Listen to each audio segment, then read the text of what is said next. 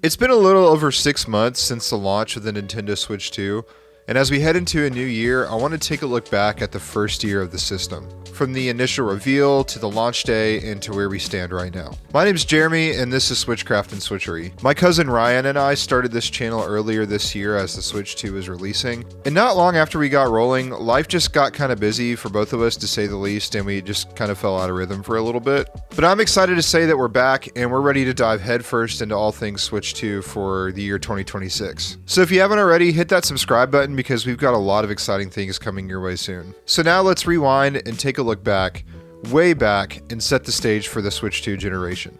Coming off the triumphant failure of the Wii U, Nintendo launched the original Switch in March of 2017, and it came out swinging. Breath of the Wild, Mario Kart 8 Deluxe, Super Mario Odyssey. Those games alone redefined what a console launch year could look like, and in the years to come they would be followed by the absolute juggernauts like Super Smash Bros. Ultimate, Animal Crossing New Horizons, multiple Pokemon and Splatoon titles, and of course Tears of the Kingdom, just to name a few.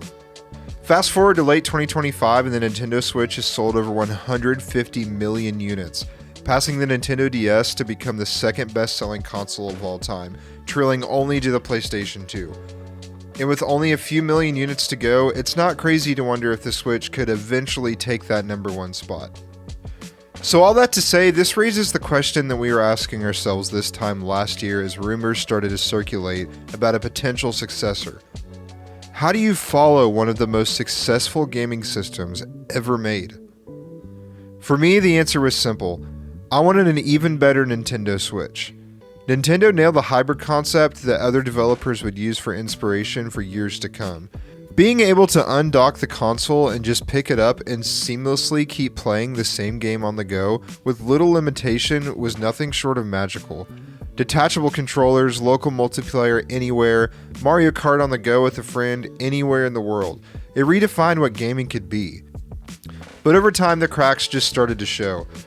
Performance limitations, outdated online systems, aging hardware. Nintendo had laid out the perfect foundation and now it was time to build on it, and that's exactly what they did.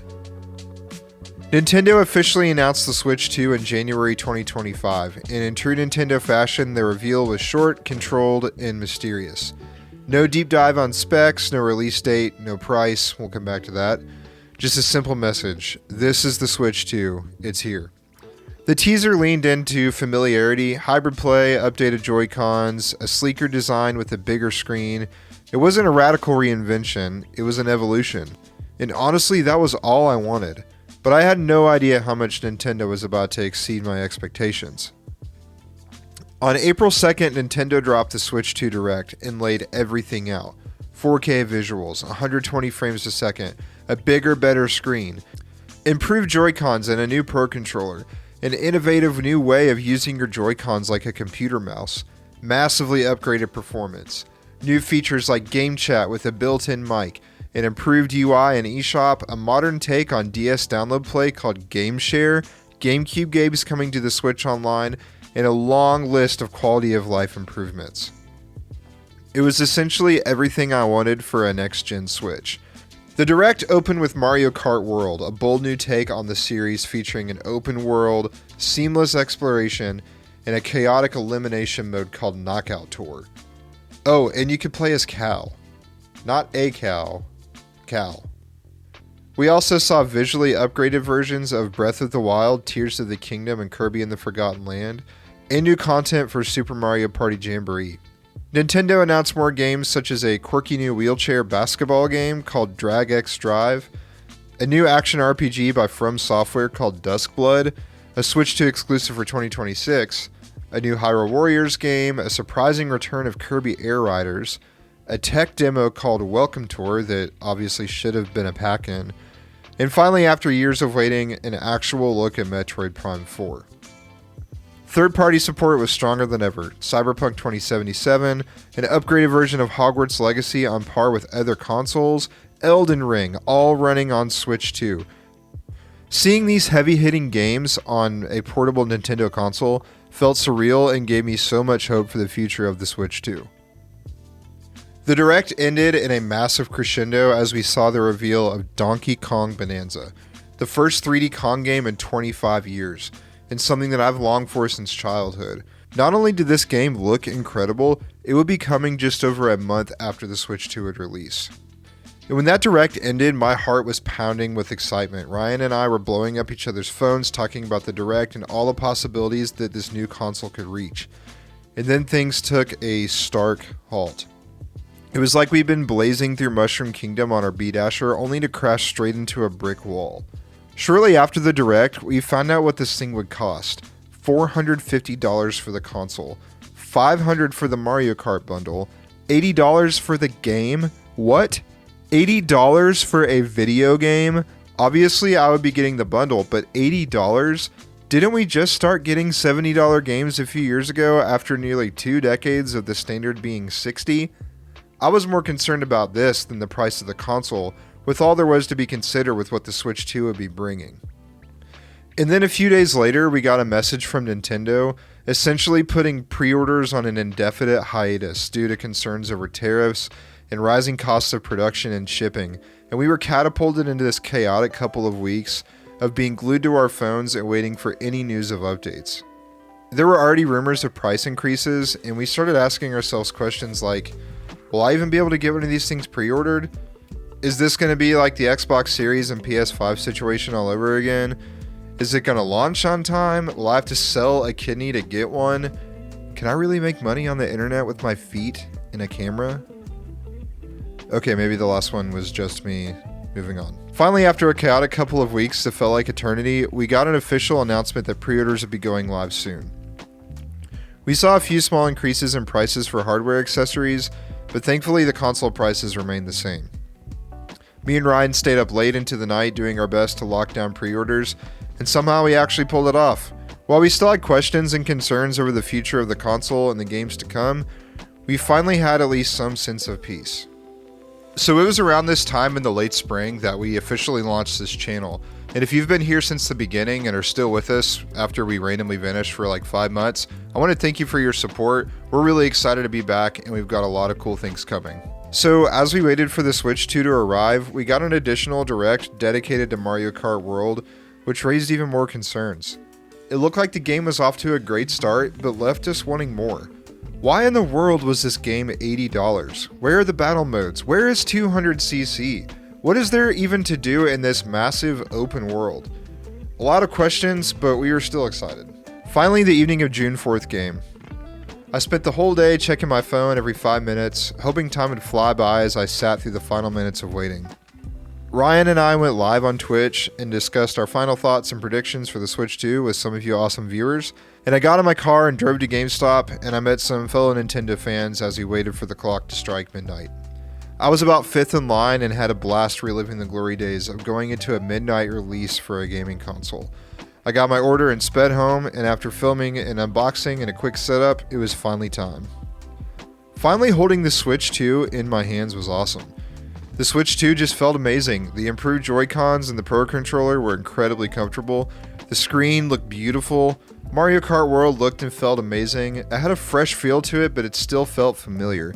It was nearly 4 a.m. when I finally put my new Switch 2 down and went to bed. If you'd like to relive the launch day of the Switch 2, check out the video I have in the link in the description. The next morning, I took an early trip to Best Buy to pick up a case and screen protector, and was actually able to grab a second console for a friend that wasn't able to get to a store that day. Surprisingly, it seemed like the stock was actually pretty well planned across retailers from everything I was reading online that day. I got home and it was off to the races for a day filled with nothing but sitting on the couch, enjoying the new system and a new Mario Kart game. I actually took the next week off work and racked up a ton of hours on Mario Kart World, and I finally gave Pokemon Violet the playthrough it deserved, which is another title that received a major visual and performance upgrade with the Switch 2. The Pro Controller is one of the most comfortable feeling controllers I've ever used. The audio jack, while overdue, is a wonderful addition. The new Joy-Cons feel much better in my hands, and getting them on and off the Switch is a breeze. I love the way that they made the triggers stick out more when you're holding it horizontally for something like Mario Kart. You don't even have to use those bumpers to be able to easily reach those buttons like you did on the first Switch. I really hope we get some more colors released soon so I can finally pick up an extra set. One of my favorite new features of the Switch 2 is the addition of Game Chat. Finally, having a robust chat system built into the Switch is awesome, and the built-in mic works surprisingly well. I've been really impressed with how well the mic suppresses room audio, and it only picks up voices. Unfortunately, I only have a couple friends with Switch 2s right now, so I haven't really been able to use it as much as I'd like, but this is a great feature that's going to become really useful in time. Screen sharing is a little iffy. It's a cool feature that can serve some purpose, I think, but the quality of the video feed is pretty rough, and it's just not really worth messing with most of the time, if I'm being honest. Speaking of things that are kind of pointless that I'm not going to spend a lot of time talking about, there's another thing called game key cards now, and they're basically just like a thing that looks like a Switch cartridge that has a license to play a digital game, but doesn't actually have the game on the cartridge, and you get a case as well. I don't really see a reason for this, but here we are. So we got the addition of GameCube games for Switch Online subscribers, which is also a long way to get for me. I recently picked up a GameCube controller and have had a blast with Wind Waker and also Mario Strikers. I'm really excited to see what games get added to this in the future. I also picked up Hogwarts Legacy and Cyberpunk 2077, and I'm really impressed with how these are running on the Switch 2 hardware. I logged over 300 hours in my playthrough of Hogwarts Legacy on the Xbox Series X, and the Switch 2 version holds up with the big boys. I know Ryan has been extremely impressed with Cyberpunk on the Switch 2 after playing the game on the PC, and it's really exciting to see what this thing can do with these massive third-party games. I think the future is really bright for these developers. So now I want to pause for a bit on the recap of the console and talk a bit about Mario Kart World. I don't really want to get into like a full review here, but I'm going to hit my main points on the game after playing it for 6 months. To put it straight, I absolutely love this game. But I have to admit that even early on in the honeymoon phase, and especially now 6 months later, this game has just left me desperately wanting more. Let me explain. So, first of all, the game is beautiful. It's this vast, colorful world that really complements the visual capabilities of the Switch 2. The controls feel amazing. I still can't quite explain it, but there's just this glossy smoothness that I feel when speeding through races. And it's a breath of fresh air on a system that was already essentially perfect. And doing the tricks and rail riding is a fun mechanic that adds new depth and challenge, but it doesn't upset the apple cart or change too much. Knockout Tour is the most chaotic edge-of-your-seat experience I've had in gaming in a long time. It's a non-stop series of 6 races where the last 4 racers are eliminated at the end of every section.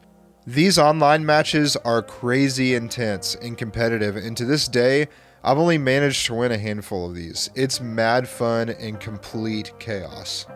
And we have to mention the incredible music in this game. Oftentimes in a game like Mario Kart, music becomes background noise that we don't pay much attention to, but this game is loaded with banger after banger, and it is all executed so well. I really encourage you to look up some playlists on YouTube and give some of these songs some intentional listening because it goes hard. So my main issues with this game are not based on what's there, but what's not there. Just like the Direct I mentioned earlier, this game just leaves me wanting more. Doug Bowser himself promised us that this game would justify its $80 price tag, and unfortunately it simply does not. Battle games feel like an afterthought, the game is missing multiple modes that were in 8 Deluxe, the transition tracks are a fun change, but many of them are just too long and too boring. And free roam is also dull and barren. There's the P-Switch mission scattered around the map, but there should have been some kind of story and an incentive to seek these. I've done maybe 30 of these, and frankly, I just don't really care if I ever do any more. I couldn't tell you the last time I opened free roam. The roster is pretty vast, and all the outfits are a really cool addition, but we're just missing a bunch of characters that I loved playing in 8 Deluxe, like Diddy Kong and Link and the Inklings, just to name a few. There's just not really a logical reason to cut these with how big the roster is. I know that sounds counterintuitive, but if we can have all these random villains that we haven't thought about in years, why can't we have Diddy Kong and Link? I guess they're just trying to stick mostly to Mushroom Kingdom characters, which is also an approach I don't really get. For the most part, the tracks in this game are really awesome, but many of them just feel too open and plain with long sections of straight, and not having that 200cc mode just further exposes the lack of challenge and depth to this game that 8 Deluxe took the series to new heights with. And while the open world gives a lot to drive and explore, it didn't take long for me to start to become bored with these tracks and already thinking about wanting there to be more added just a few weeks after the game released. There's only 32 tracks in this game, and perhaps we were a bit spoiled with 8 Deluxe having 96 by the end. Now that's with DLC, but still, this game just needs more. Don't get me wrong, I absolutely love this game, but it just feels like a lot is missing. Nintendo's off to a great start, adding some quality of life improvements like altering some of those transition tracks and allowing us to enter online matchmaking with our friends while in rooms online, but there's a long ways to go before this game is worth $80. I'm really hoping for new content with new characters and outfits, some new tracks, 200cc mode, new battle modes, some better customization options for multiplayer. I'm hoping these things are added soon, and Nintendo better not ask me for another penny for any of it, at least not for a very long time. Long story short, great game, a lot of fun, but it needs more, fingers crossed. So just a few weeks later, we got yet another Direct dedicated to Donkey Kong Bonanza. Watching this Direct, I realized that this game was so much more massive than I was expecting. It looked like something on par with Mario Odyssey in the form of a Donkey Kong game, and ironically enough, we found out that the same team of developers built this game from the ground up. Crazy features and gameplay mechanics, a rich storyline, massive open worlds to explore, and the surprise twist of adding Pauline into the game. This game looked bonkers, and when this absolute gem launched a few weeks later, we were proven right. If I'm being completely honest with you, I'm still working my way through this one. I know, like I said, we've been busy, but I'm absolutely loving smashing my way through the levels and all the mechanics of this game, and the story is really cool. Bonanza crushed it in the reviews, receiving all 9s and 10s from every reputable critic, and is widely considered as the game to buy a Switch 2 for. Arguably, Bonanza should have been the game that launched alongside the Switch 2. Mario Kart is great for casual gaming and for those short burst gaming sessions with friends, and those hours certainly add up over time. It's loads of fun. But Bonanza is the kind of big cinematic experience that sells new consoles and gets longtime fans to upgrade quickly. Since then, we've seen Pokemon Legends ZA, Metroid Prime 4 Beyond, and Kirby Air Riders. All solid games, but again, the same theme just keeps popping up. Good, but not great. And if I'm honest with you, I didn't pick up any of these games. I know, you're a Nintendo-focused gaming channel. Shouldn't you be playing these? Yeah, probably, but this channel isn't our full-time job, so there just hasn't been time or money in the budget to get into these titles just yet, so I'll just reiterate what I've heard from others. It seems like Metroid and Pokemon have received mostly mixed reviews, with people being impressed by the performance and gameplay, but just left wanting more. Pokemon had large cities and areas that felt unfinished and boring, and Metroid left a lot of long-time waiting fans disappointed. Kirby Air Riders is unfortunately a game a lot of people are going to skip, and I really think Nintendo shot themselves in the foot and did this game a disservice launching it so close to a Mario Kart game. This thing is loaded with content and deep gameplay options and customization. Sadly, it's everything Mario Kart should have been. I played the demo for this game, and I really enjoyed it, but I just don't think I see myself purchasing it in the foreseeable future. This game would have been a great addition a few years from now when fans are ready for a fresh new car racing experience. Sakurai and his team put a ton of work into this game, and it's unfortunate that it's going to live in the shadow of an inferior game. It's also worth noting that in September we got our first full-length Direct of the Switch 2 generation. We got a first look at the upcoming Mario film, the Super Mario Galaxy movie, which I'm really excited for. And to go along with it, we saw the announcement that a $70 bundle of Mario Galaxy 1 and 2 would be coming to the Switch 2. One of those is a game that many of us already have from the All-Stars bundle a few years back that gave us 3 games for less money. Now fortunately, we are able to purchase Galaxy 2 separately for $40, which is not an ideal price, but I'll take it, I guess. I'm planning to do a playthrough of both of these games in a few months leading up to the movie. We also saw a reveal of Mario Tennis Fever, yet another Mario Tennis game. Don't get me wrong, I loved Mario Tennis Aces, but this slot could have finally been the return of the Mario Baseball series, which is something I've waited nearly 20 years for. Why, Nintendo? Why can't you just take us out to the ballgame again? We also saw the announcement of new paid DLC for Mario Wonder, which looks pretty cool, I guess. I really loved Mario Wonder, but I just don't think this is going to be something I'm going to care enough to pay $20 for. We got an announcement of a new Yoshi platforming adventure with this whimsical storybook theme called Yoshi and the Mysterious Book, also coming in spring 2026. Once again, looks cool, I guess. Probably not a game I'm going to drop $70 on and spend time playing though. Sorry, Yoshi. You know I love you though. And then we got a shadow drop for Donkey Kong paid DLC a month after it came out, which obviously just means that this could have been in the original game. And they also announced paid DLC for Pokemon Legends EA, which at the time wasn't even out yet. Obviously just another thing that could have been in the game. And then a bunch of third-party games I'm not even going to get into, and this Pokemon Life Sim that looks kind of cool but certainly not worth $70. Even Virtual Boy classics and overpriced accessories showed up, including Nintendo returning to Labo form, charging $25 for a piece of cardboard. Classic Nintendo. I forgot to mention that in June we randomly got an announcement of a new spin-off single-player Splatoon game, Splatoon Raiders, and then we never heard another peep about it. Who even knows when this one will release? I guess it's supposed to be 2026, but no one really knows. So where does that leave us? Right now, the Switch 2 exists in a strange overlap with its predecessor. The original Switch remains one of the best-selling consoles of all time, sitting comfortably at over 150 million units sold, and it's still seeing active support. Because of that, Nintendo can't simply just abandon it overnight. Many of the games releasing are either cross-gen titles or projects that began development for the original Switch before being upgraded to exclusives for the new hardware. It's going to be a while before we're consistently getting heavy hitters that are built from the ground up with the Switch 2 hardware in mind. This situation feels strikingly similar to what we saw during the early years of the original Switch, when the 3DS and the Wii U were still hanging on. Back then, we got a steady stream of ports and remasters while waiting for new generation-defining titles, and the same pattern seems to be repeating itself now. The difference, though, is that back then we were getting Breath of the Wild, Mario Odyssey, Mario Kart 8 Deluxe, Splatoon 2, Smash Bros. Ultimate. All of these games were released, or at least announced, in the first 12 months of the Switch. This time around, we're getting an incomplete Mario Kart game, games that nobody asked for, like a poorly timed Kirby Air Riders and another Mario Tennis game, and paid DLC for older titles that they're not worth $20. And there's just no sign in sight of a 3D Mario game, new Joy-Cons, updated Switch 2 UI, a new Zelda game, intriguing fresh IPs, or a new Smash game. Part of the reason that me and Ryan just kind of went cold with this channel is because there really hasn't been much to talk about. The issue isn't the console itself. It's the absence of those generation-defining experiences that make Nintendo consoles unforgettable. When you think of the Nintendo 64, you think Super Mario 64 or Ocarina of Time. The Wii, Super Mario Galaxy.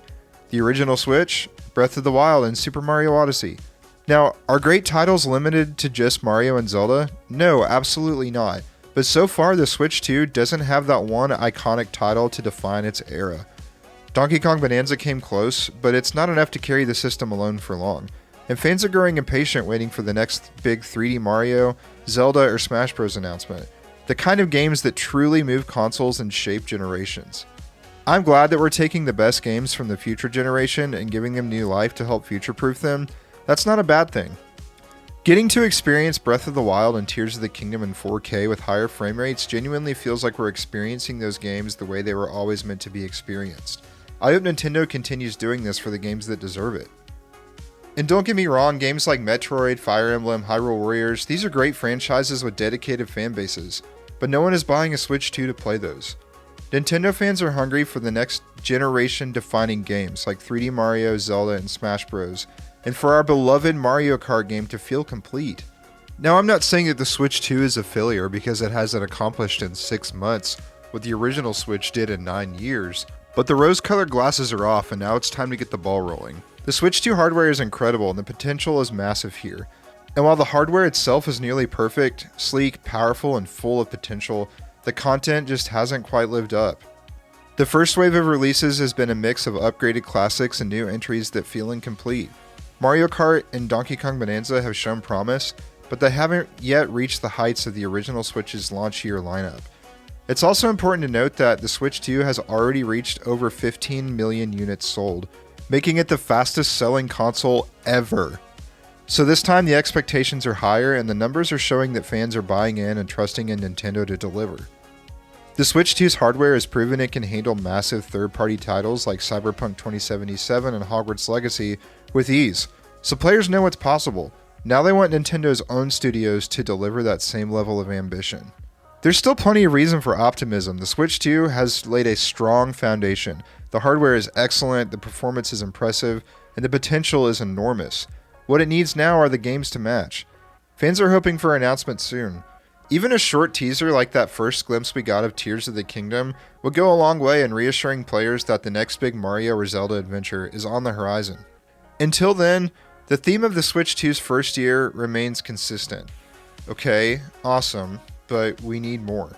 The Nintendo Switch 2 is off to a solid, if somewhat cautious start. It's a console that delivers on performance and design, but still lacks that defining experience that makes a generation feel truly special. As we move into 2026, all eyes are on Nintendo to deliver the next wave of groundbreaking titles that will cement the Switch 2's legacy. And that's exactly what we'll be exploring in our next video. Everything we want to see from the Switch 2 in 2026, from Mario Kart World updates, to 3D Mario adventures, and even some spicy rumors surrounding the 40th anniversary of Zelda. Thanks so much for watching and catching up. We are really excited to be back, so make sure you're subscribed because really fun things are coming soon. We'll see you in the next one.